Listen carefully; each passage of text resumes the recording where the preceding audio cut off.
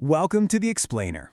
So, today we're diving into something we all experience but rarely stop to actually think about. We are going to unpack exactly why comparison is the ultimate thief of your happiness.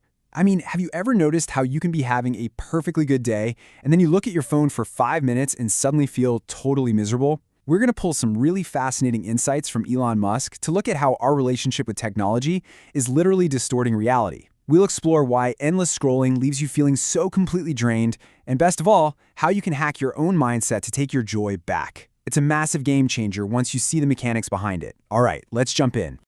Okay, are you already a cyborg? I know, it sounds totally sci-fi, maybe a little out there, but Musk poses this exact highly provocative premise. Just think about it for a second. Your phone can instantly answer pretty much any question you could ever conjure up. It flawlessly remembers your photos, your appointments, your entire network of friends. It is quite literally a digital extension of your biological self. Honestly, the only limitation right now is the incredibly slow data rate, this tiny little straw of information flow that's restricted to the literal speed of your 2 thumbs. But aside from that humbling moment where you accidentally drop your phone on your face while scrolling in bed, we've all been there. Make no mistake, you are already operating as a cybernetic organism. A huge chunk of your brain is essentially outsourced to that little rectangle in your pocket. Section 1. You are already a cyborg. Moving right along to Section 2, the social media illusion. So, when you open up a social platform, especially a heavily visual one like Instagram, you aren't looking at real life. You are stepping into a highly engineered, curated reality. It's wild when you stop and realize that basically everyone is acting as their own personal PR agent. They're tweaking images, finding the absolute perfect lighting, and broadcasting only their highest highs. You might be just chilling on your couch on a rainy Tuesday, feeling totally fine, and then boom, you're looking at someone's flawless yacht vacation. But here's the thing, that is not actual reality. Actual reality is normal days, doing the laundry, and, frankly, hidden sadness. As Musk has pointed out, sometimes the people who seem the absolute happiest and most beautiful online are actually some of the saddest people in real life. Nobody looks good all the time, nobody is happy 24/7, and trying to constantly compete with this digital mirage, it's just exhausting. And here is the crazy part. This isn't just an accident. These platforms are fundamentally designed this way from the ground up. They act as these giant cybernetic collectives plugged directly into our limbic system, which is basically the primitive emotional center of our brains. They are relentlessly optimized for what Musk calls limbic resonance. The algorithms literally want to maximize your emotional reactions, because more emotion equals more engagement, and more engagement keeps you on the app longer. They're deliberately force-feeding you this filtered, distorted reality because perfection keeps your thumb scrolling. So if you feel inadequate after being on your phone, remember, the system is literally designed to poke your emotional center. Which brings us to Section 3, the thief of joy. You see, as humans, we don't just evaluate our lives in a vacuum. We naturally judge our success, our looks, and our overall vibe relative to the people around us. It's a totally normal evolutionary trait. But because we're constantly absorbing this engineered perfection through our screens, we are continuously and completely unfairly rebaselining our expectations. You probably don't even realize it's happening. If you spend an hour looking at people who are seemingly vastly wealthier, better looking, and happier than you, your brain naturally rebaselines what normal is supposed to be. You catch yourself thinking, wow, my life actually kind of sucks, simply because an algorithm artificially cranked up your baseline. And this brings us right to that timeless truth from Theodore Roosevelt. Comparison is the thief of joy. When you compare your raw, unedited, Tuesday afternoon reality to someone else's heavily edited highlight reel, you are literally handing over your happiness to an algorithm. It's a rigged game. It mathematically guarantees that you're going to feel inadequate. You are essentially comparing your messy, behind-the-scenes footage to someone else's red carpet premiere. When you look at it that way, you really have to ask yourself why we even subject ourselves to it, right? Let's look at how to fix this in Section 4, the happiness formula. Fortunately, there is a very real way to hack this system, and it comes down to a super simple, incredibly empowering formula. Happiness equals reality minus expectations.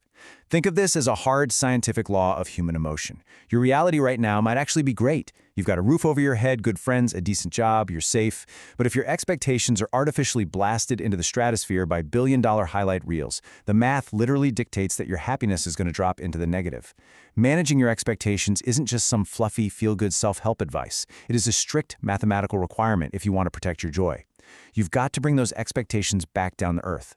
So how do we actually pull this off? How do we fix the math?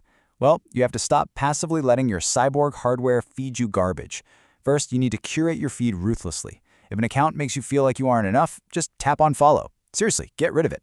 Second, take intentional breaks from your screens. Go for a walk without your phone. Just completely re-anchor yourself in the physical world.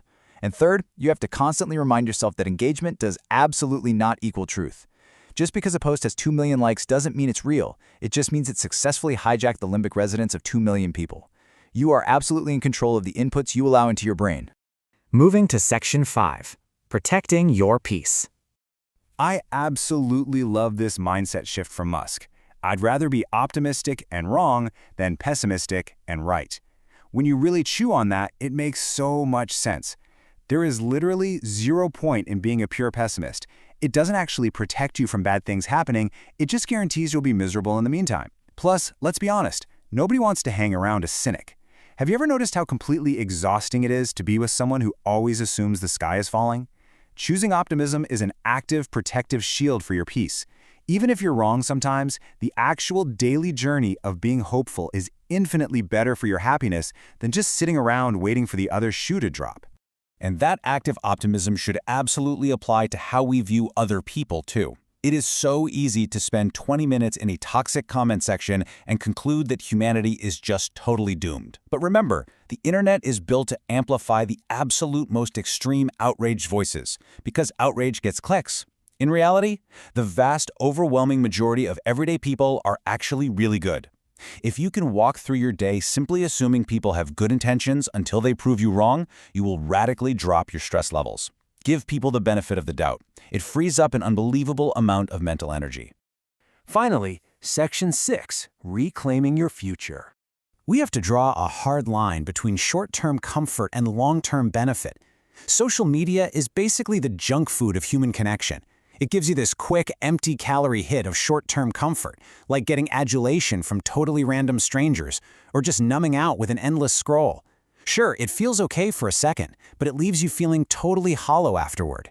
True, durable happiness, that comes from long-term investments. It comes from pouring your time into real, physical relationships, expressing actual love, and doing genuinely useful things for your community.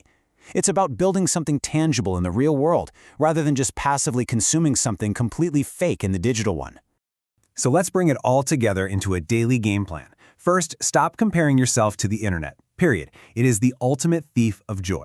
Keep your eyes on your own paper and focus strictly on your own personal progress. Second, try to align your time with things that actually make you excited to get out of bed. Build something. Create something you genuinely care about.